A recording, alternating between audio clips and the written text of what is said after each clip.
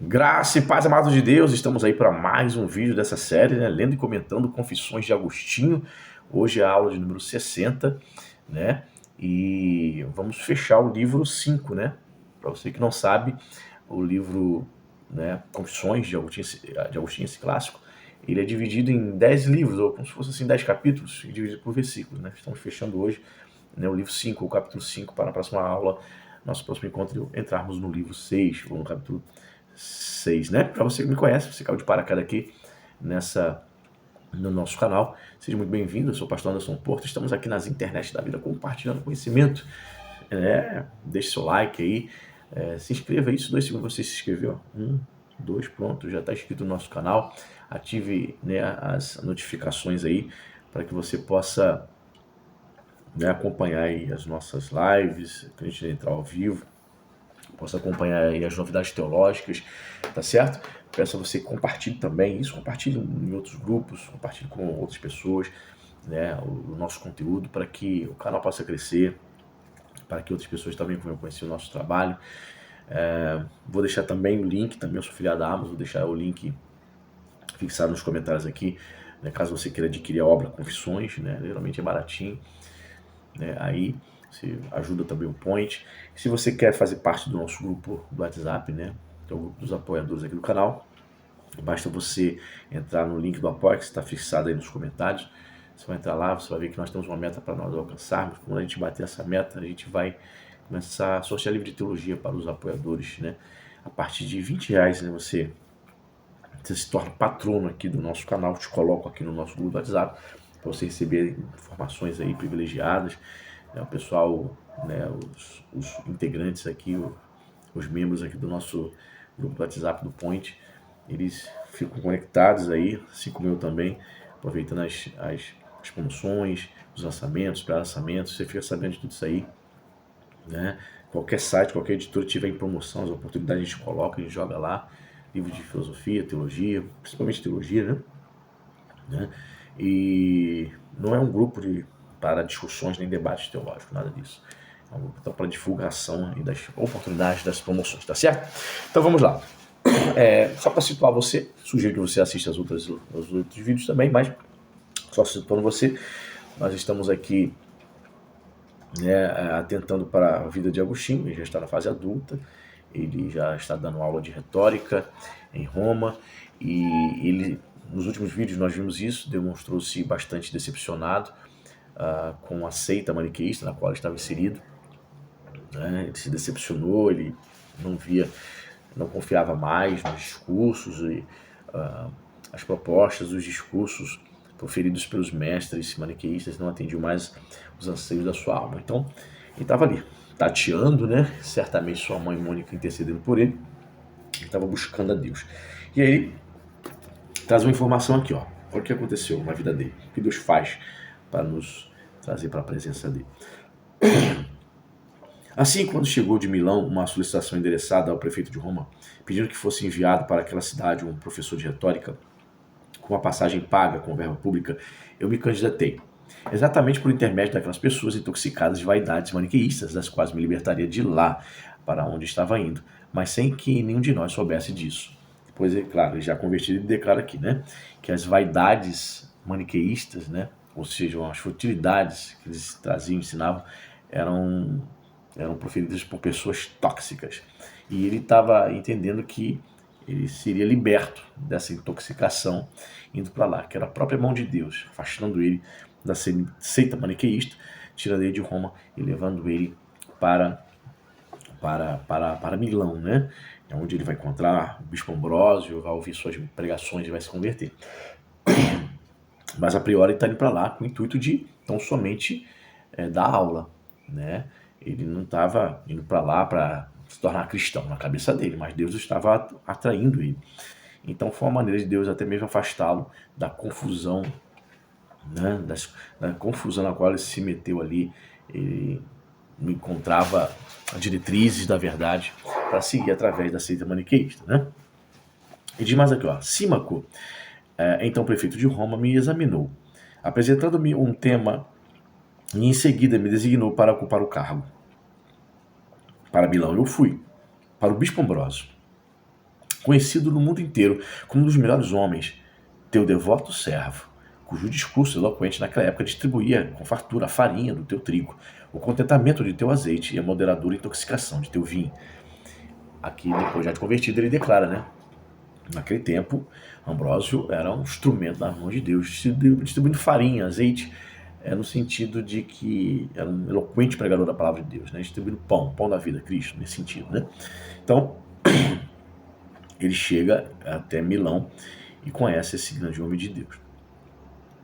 Ele diz mais aqui, por ti, ele sempre reconhecendo, pelo Senhor, eu fui levado para ele sem saber, a fim de que, sabendo, eu fosse levado para ti. Como Deus faz, né? Muitas vezes Deus vai nos tirar de contexto, de situações, vai nos levar até determinadas pessoas, vai aproximar determinadas pessoas até nós, para que nós alcancemos a graça, para que possamos conhecer o Senhor da glória, né? Então, foi isso que Deus fez com ele reconhece isso. A minha chegada, aquele homem de Deus me recebeu como um pai, mostrando-me uma bondade digna de um bispo. Desde aquele momento, passei a amá-lo. No início, não de fato como um mestre da verdade, que eu absolutamente não esperava mais encontrar na tua igreja. Ou seja, por conta das decepções na seita maniqueísta, ele não esperava encontrar nenhum mestre, tampouco na igreja, né? Até porque ele nunca tinha sido cristão. Embora ele percebesse, ele via, sim, o testemunho de sua mãe, como cristã. Mas como uma pessoa bondosa para comigo. Então ele foi recebido pelo Ambrósio, lá em Milão. Um pai recebe um filho, então ele gostou da maneira que foi bem recebido. Né? Veja o amor de Ambrósio para com ele. Ele não era nada cristão, ele tratou muito bem. Né? Atento, olha só o que ele diz aqui, atento, eu ouvi a sua pregação ao povo, não com aquela atitude que lhe era devida, mas, por assim dizer, investigando sua eloquência. Veja, ele era um professor, ele não estava ali por causa das pregações, não estava ali por causa da pregação do evangelho, ele estava ali a priori para admirar, para ver como é que ele pregava, qual era o seu discurso, qual a maneira de discursar. No caso, ele utilizava o discurso, a retórica para pregar o evangelho, no caso de Ambrósio, certo? Queria saber se ela correspondia à sua fama. Olha só, a fama dele, de Ambrósio, chegava até Roma, outra cidade. Se era mais caudalosa ou menos fluente do que dela se dizia. Ouvia suas palavras com atenção. Mas quanto ao assunto, ou era um observador indiferente e zombador. Qual era o assunto? O assunto era o evangelho. Até aquele momento ali, ele não havia sido fisgado pela mensagem central da cruz. Veja, ele está tateando, ele só parou para ouvir Ambrósio a priori por conta da eloquência dele.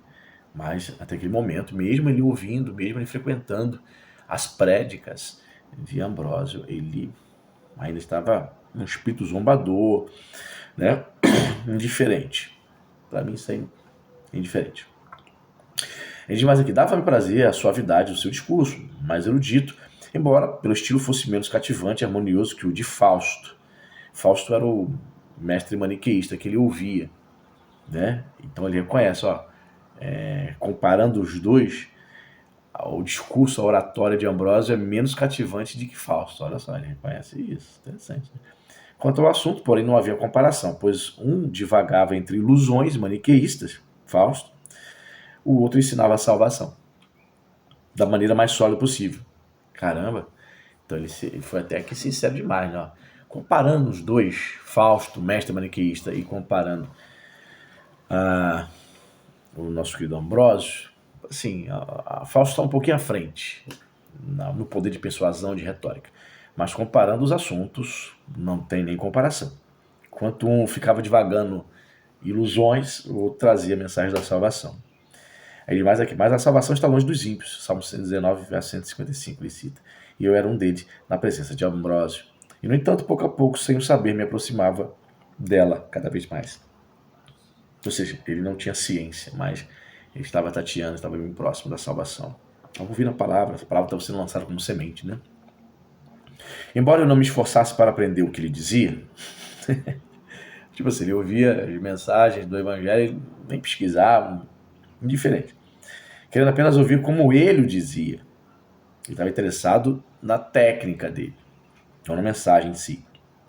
Pois apenas essa vã preocupação me havia sobrado, não tendo mais esperança de achar um caminho disponível para o homem que levasse a ti. Mesmo assim, juntamente com as palavras que o acolhia, também entrava em minha mente as próprias coisas que eu recusava. Eu não conseguia separar as duas coisas, e quando abri o coração para receber a eloquência de suas palavras, nele também entraram as verdades que ele dizia. Mas isso apenas pouco a pouco. Em primeiro lugar, essas coisas agora também começaram a me parecer defensáveis. Ó.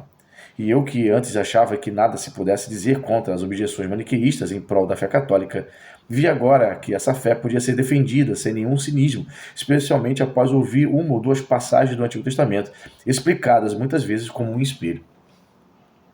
Fé católica aqui, no sentido, você que é evangélico, protestante, fé católica não nos moldes do que a Igreja Católica hoje tem o seu corpo doutrinário, da forma como a Igreja Católica existe, tá? Aqui fé católica, para o católico vem do grego, não universal. A fé universal, nesse sentido, a fé evangélica universal. Então, ele diz aqui que depois de ouvir uma ou duas mensagens acerca do AT, muito bem explicada, ele começou a entender que a fé poderia ser defendida, a fé cristã poderia ser defendida diante do maniqueísmo, algo impensável antes dele começar a ouvir o nosso querido Ambrósio.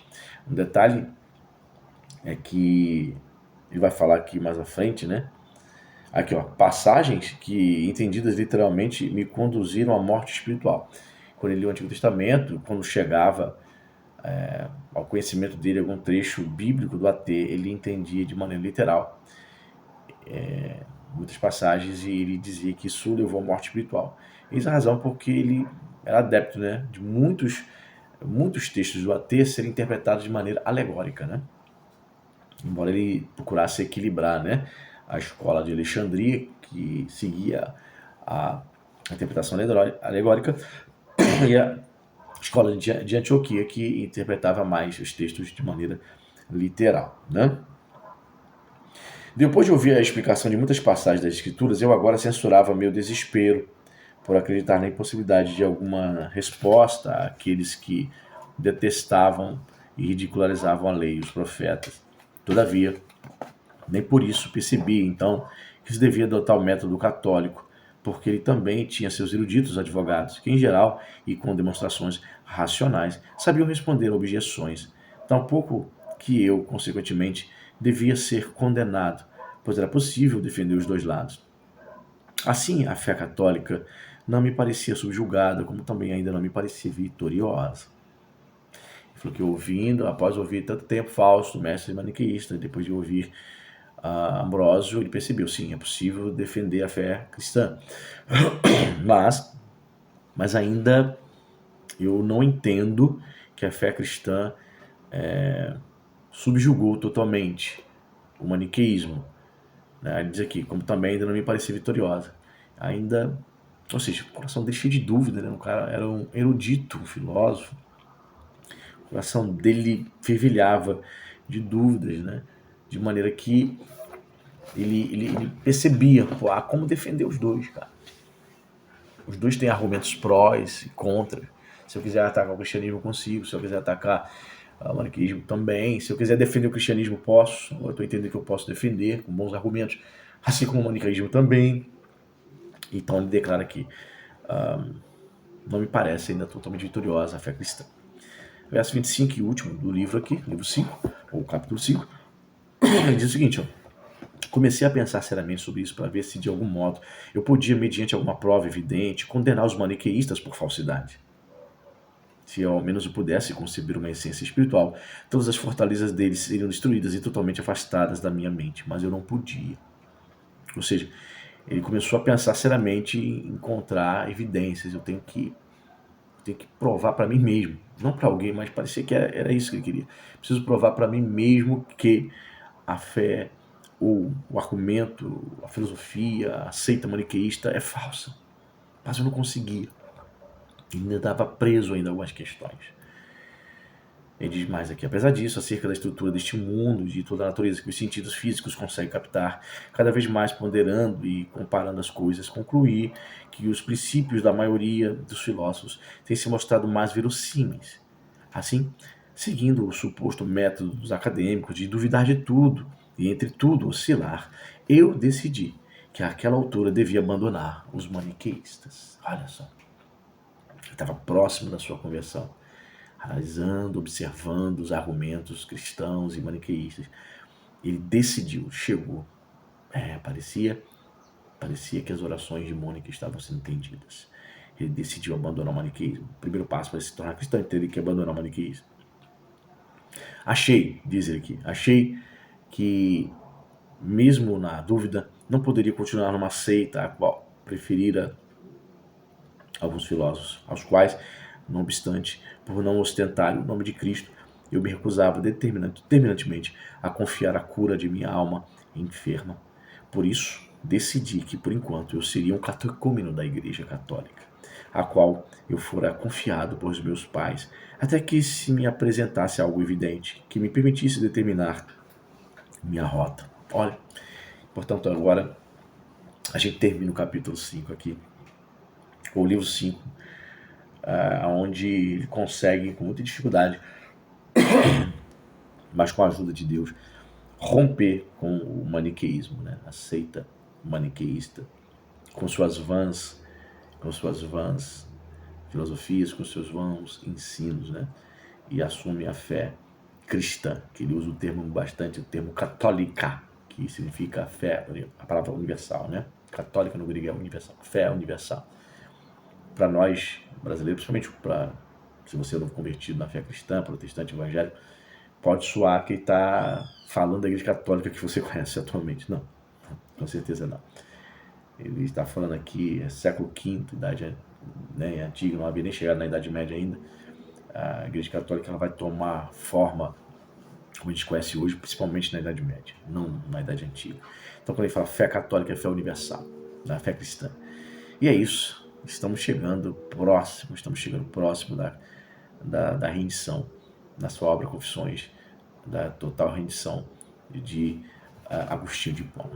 Próximo encontro nós vamos entrar no livro 6, ou capítulo 6, desse grande clássico, Confissões de Agostinho. Dê seu like, compartilhe esse vídeo, até a próxima, Deus abençoe.